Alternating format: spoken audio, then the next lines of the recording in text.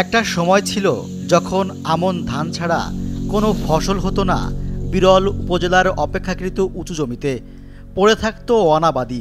সেই 260 একর অনাবাদি জমি এখন রূপ নিয়েছে 3 ফসলি জমিতে। সেখানে চাষ হচ্ছে আমন, বোরো, আলুসহ অন্যান্য ফসল। কয়েক হেক্টর জমিতে গড়ে উঠেছে আম, লিচুর বাগান।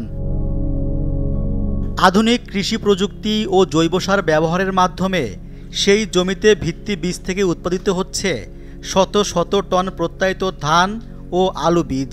সরকারের সরবরাহ করা ভিত্তি বীজ থেকে উৎপাদন করা হয় প্রত্যায়িত বীজ। এক ফসলি জমিকে 3 ফসলিতে রূপান্তর করে তাতে বীজ উৎপাদনকারী কৃষকের নাম মতিউর রহমান।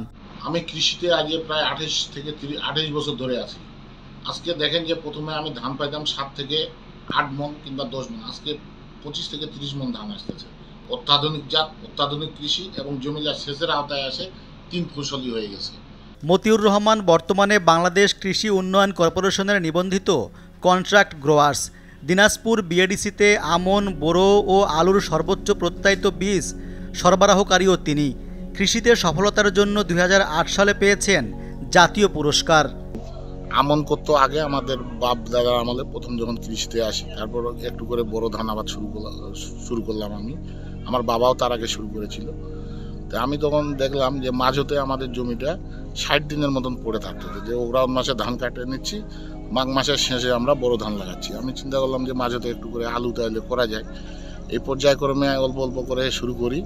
প্রথমে শুরু করছিলাম 1 একর আলু দিয়ে, আজকে আমি প্রায় 31 একর আলু করতেছি।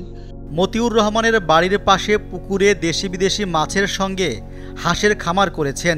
পুকুর পাড়ে চাষ করেছেন সজনে, সুপারি, নারকেল, খেজুর, পেঁপে, 12 মাসি কাঁঠাল, বস্তার আদা, রসুন, পেঁয়াজ সহ অন্তত 40 রকমের গাছ ও সবজি।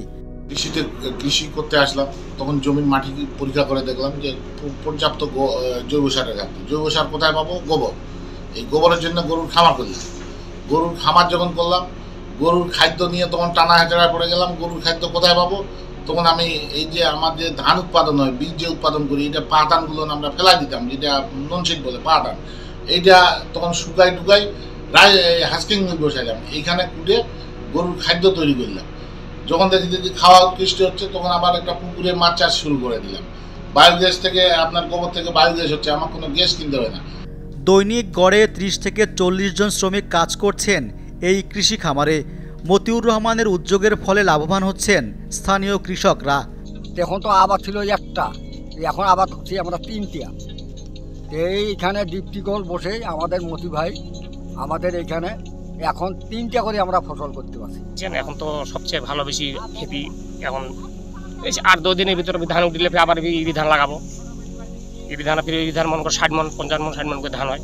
কয়েকটি গভীর নলকূপের মাধ্যমে উঁচু জমিগুলোতে সেচের ব্যবস্থা করা হয়েছে। ফলে ধানের উৎপাদন বেড়েছে 4 থেকে 5 গুণ। বিরলের বিশেষ করে দক্ষিণাঞ্চলে খরাপ্রবণ এলাকায় সেখানে তিনি গভীর নলকূপ, অগভীর নলকূপ, এমনকি সারফেস ইরিগেশন সিস্টেমের মাধ্যমেও সেটি নিজে ইনভেস্ট করেছেন, কিংবা সেচ কমিটির মাধ্যমে সহযোগিতা নিয়েও তিনি কাজ করেছেন, যার ফলে সেই অনাবাদি জায়গাগুলো, পতিত জায়গাগুলো আজকে আবাদের আওতায় এসেছে।